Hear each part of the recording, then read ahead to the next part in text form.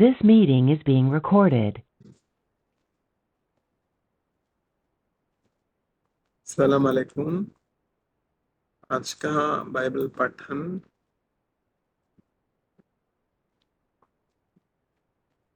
लूका अध्याय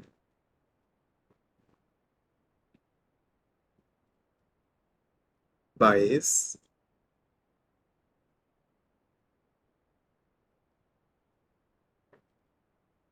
पद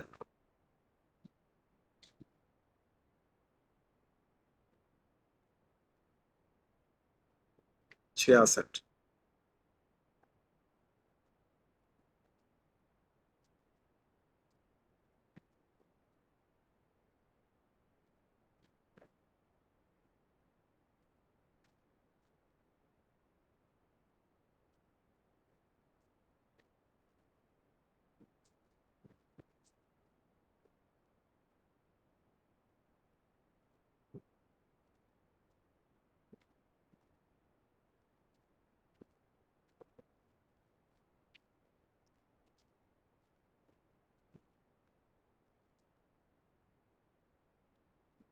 जब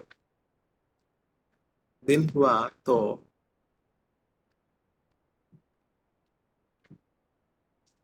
प्रमुख याजकों और धर्मशास्त्रियों समेत लोगों के बुजुर्ग नेताओं की एक सभा हुई।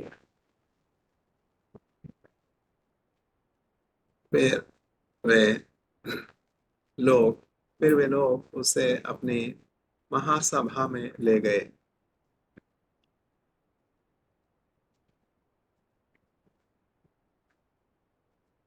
उन्होंने पूछा, हमें बता, क्या तू मसीह है? यीशु ने उनसे कहा, यदि मैं तुमसे कहूँ तो तुम मेरा विश्वास नहीं करोगे,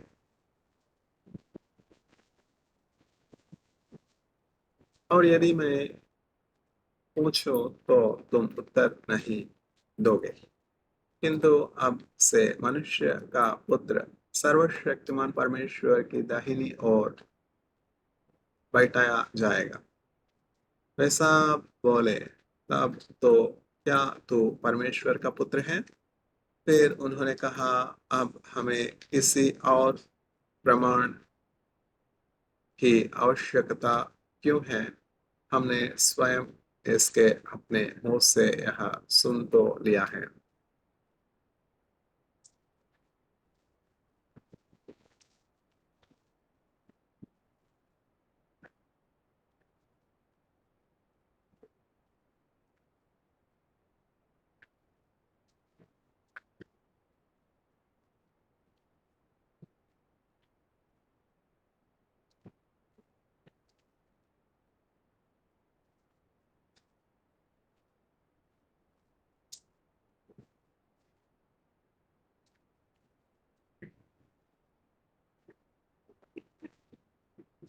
लूका अध्याय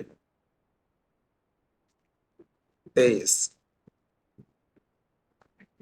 पिलातुस द्वारा यीशु से पूछताछ। फिर उनकी सारी पंचायत उठ खड़ी हुई और वे उसे पिलातुस के सामने ले गए। वे उस पर अभियोग लगाने लगे। उन्होंने कहा, हमने हमारे लोगों को बहकाते हुए इस व्यक्ति को पकड़ा है। यह कैसर को कर चुकाने का विरोध करता है और कहता है यह स्वयं मसीह है, एक राजा। इस पर पिलातुस ने यीशु से पूछा, क्या तू यहूदियों का राजा है? यीशु ने उसे उत्तर दिया, तू ही तो कह रहा है, मैं वही हूँ। इस पर पिलातुस ने प्रमुख याजकों और भीड़ से कहा, मुझे इस व्यक्ति पर किसी आरोप का कोई आधार दिखाई नहीं देता। पर वे यह कहते हुए रहे दबाव डालते रहे दबाव डालते रहे। इसने समूचे यहूदिया में लोगों को अपने उपदेशों से भड़काया है। यह इसने गलील में आरंभ किया था और अब समूचा मार्ग पार करके यहाँ तक आ पहुंचा है। यीशु का हेरोदस के पास भेजा जाना। पिलातुस ने यह सुनकर पूछा, क्या यह व्यक्ति गलील का है? फिर जब उसको यह पता चला कि वह हेरोदस के अधिकार क्षेत्र के अधीन है, तो उसने उसे हेरोदस के पास भेज दिया, जो उन दिनों यरूशलेम में ही था। हेरोदस ने जब यीशु को देखा तो वह बहुत प्रसन्न हुआ, क्योंकि बरसों से वह उसे देखना चाह रहा था, क्योंकि वह उसके विषय में सुन चुका था और उसे कोई अद्भुत कर्म करते हुए देखने की आशा रखता था। उसने यीशु से अनेक प्रश्न पूछे, किंतु यीशु ने उसे कोई उत्तर नहीं दिया। प्रमुख याजक और यहूदी धर्मशास्त्री वह वहां खड़े थे और वे उस पर तीखे ढंग के साथ दोष लगा रहे थे। हेरोदेस ने भी अपने सैनिकों समेत उसके पास अपमानपूर्ण व्यवहार किया और उसकी हंसी उड़ाई। फिर उन्होंने उसे एक उत्तम चोगा पहनाकर पिलातुस के पास वापस भेज दिया। उस दिन हेरोदस और पिलातुस एक दूसरे के मित्र बन गए। इससे पहले तो वे एक दूसरे के शत्रु थे। यीशु को मारना होगा।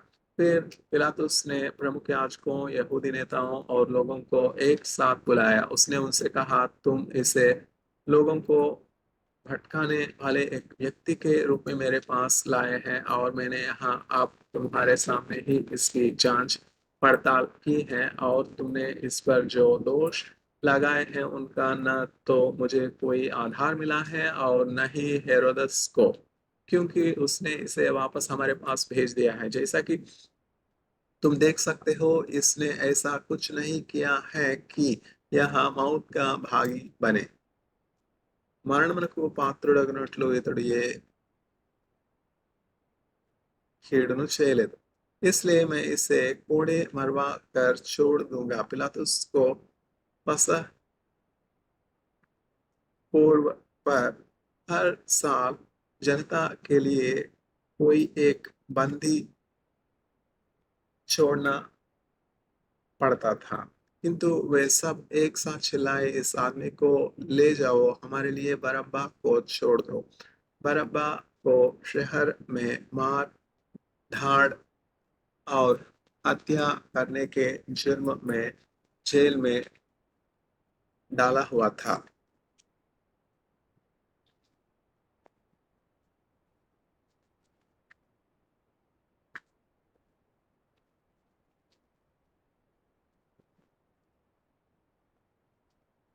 पिलातुस यीशु को छोड़ देना चाहता था, उसने उन्हें फिर समझाया, पर वे नारा लगाते रहे, इसे क्रूस पर चढ़ा दो, इसे क्रूस पर चढ़ा दो। पिलातुस ने उनसे तीसरी बार पूछा, किंतु इस व्यक्ति ने क्या अपराध किया है? मुझे इसके विरोध में कुछ नहीं मिला है जो इसे मृत्यु दंड का भागी बनाए, इसलिए मैं कोड़े लगवा कर इसे छोड़ दूंगा।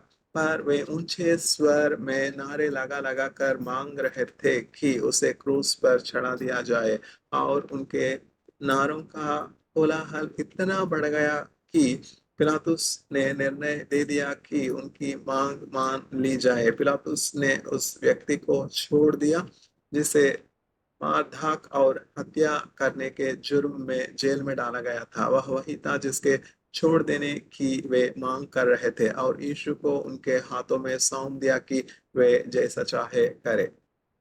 यीशु का क्रूस पर चढ़ाया जाना। जब वे यीशु को ले जा रहे थे, तो उन्होंने कुरैन के रहने वाले शमौन नाम के एक व्यक्ति को, जो अपने खेतों से आ रहा था, पकड़ लिया और उस पर क्रूस लाद कर उसे यीशु के पीछे पीछे चलने को विवश किया। लोगों की एक बड़ी भीड़ उसके पीछे चल रही थी। इसमें भी कुछ ऐसी स्त्रियां भी थी जो उसके लिए रो रही थी और विलाप कर रही थी। यीशु उनकी तरफ मुड़ा और बोला, यरूशलेम की पुत्रियों, मेरे लिए मत बिलखो, बल्कि स्वयं अपने लिए और अपनी संतान के लिए विलाप करो, क्योंकि ऐसे दिन आ रहे हैं जब लोग कहेंगे, वे स्त्रियां धन्य है जो आंज है, और धन्य है वे कोख उन्होंने किसी को भी जन्म ही नहीं दिया। वे स्तन धन्य हैं जिन्होंने कभी दूध नहीं पिलाया। फिर वे पर्वतों से कहेंगे हम पर गिर पड़ो और पहाड़ियों से कहेंगे हमें ढक लो। क्योंकि लोग जब पेड़ हरा है उसके साथ तब ऐसा करते हैं, तो जब पेड़ सूखा जाएगा तब क्या होगा? పశ్చిమానికి వీరు ఎలాగు చేసిన యెడల ఎండిన వానికి వీరేమి చేయుదురో కదా. The word of God should dwell in our heart richly. We have to by heart the word of God. That is the intention with which the word is being read. दो और व्यक्ति जो दोनों ही अपराधी थे उसके साथ मृत्युदंड के लिए बाहर ले जाए जा रहे थे। फिर जब वे उस स्थान पर आए जो खोपड़ी कपालम कहलाता है, तो उन्होंने उन दोनों अपराधियों के साथ उसे क्रूस पर चढ़ा दिया, एक अपराधी को उसके दाहिनी और दूसरे को हाई और।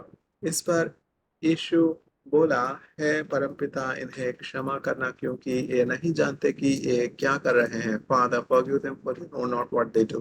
తండ్రి వీరేమి చేయుచున్నారో వీరు ఎరుగరు కనుక వీరిని క్షమింపుము। फिर उन्होंने पासा फेंक कर उसके कपड़ों का बंटवारा कर लिया।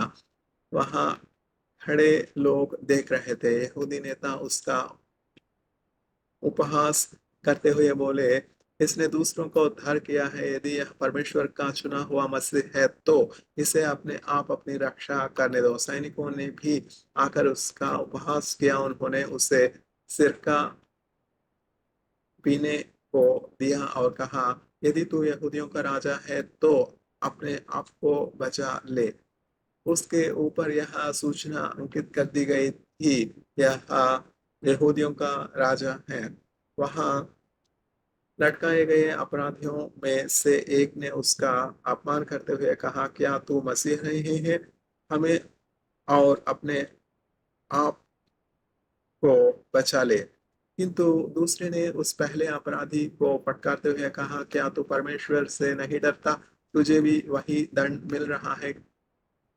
किंतु हमारा दंड तो न्यायपूर्ण है, क्योंकि हमने जो कुछ किया उसके लिए जो हमें मिलना चाहिए था वही मिल रहा है। पर इस व्यक्ति ने तो कुछ भी बुरा नहीं किया है। फिर वह बोला, यीशु, जब तू अपने राज्य में आए तो मुझे याद रखना। తండ్రి యేసయ్యా, నీవు నీ రాజ్యంతో వచ్చినప్పుడు నన్ను జ్ఞాపకం చేసుకున్నాము। यीशु ने उससे कहा, मैं तुझसे सत्य कहता हूँ, आज ही तू मेरे साथ स्वर्गलोक में होगा। నిశ్చయంగా నేను నీతో చెప్పుచున్నాను, నేడే నీవు నాతో కూడా పరదైసులో ఉందువు। यीशु का देहांत उस समय दिन के 12 बजे होंगे। तभी 3 बजे तक समूची धरती पर गहरा अंधकार छा गया। सूरज भी नहीं चमक रहा था। उधर मंदिर में पर्दे के फट कर 2 टुकड़े हो गए। यीशु ने ऊंचे स्वर में पुकारा, हे परमपिता, मैं अपना आत्मा तेरे हाथों सौंपता हूँ। పరలోకమందున్న నా తండ్రి, నా ఆత్మను మీ చేతికి అప్పగించుకొనిచున్నాను అని యేసయ్య బిగ్గరగా కేక వేశారు। यह कहकर उसने प्राण छोड़ दिए।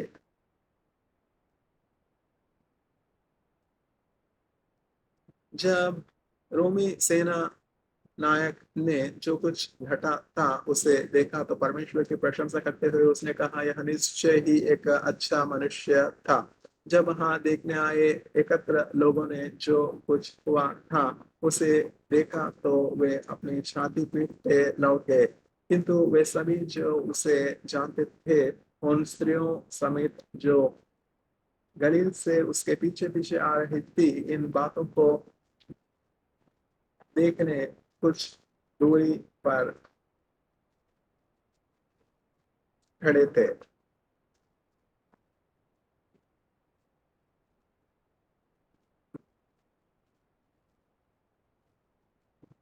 अरमतिया था यूसुफ।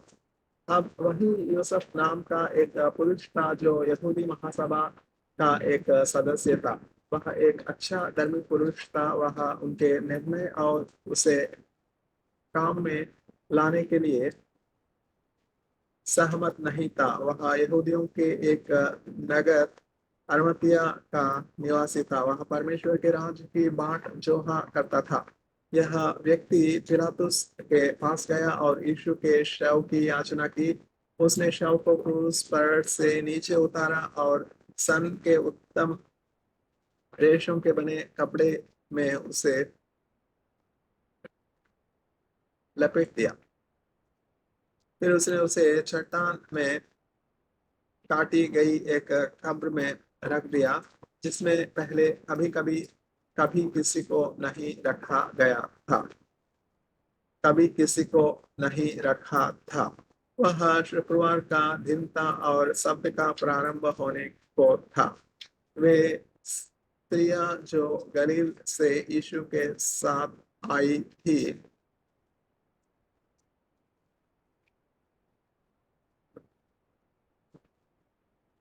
यूसुफ के पीछे हो ली। उन्होंने वह कब्र देखी और देखा कि उसका शव कब्र में कैसे रखा गया। फिर उन्होंने घर लौटा एक सुगंधित सामग्री और लेप तैयार किए। सबके दिन व्यवस्था के विधि के अनुसार उन्होंने आराम किया। आज का बाइबल पठन यहाँ समाप्त है। वालेकुम अस्सलाम।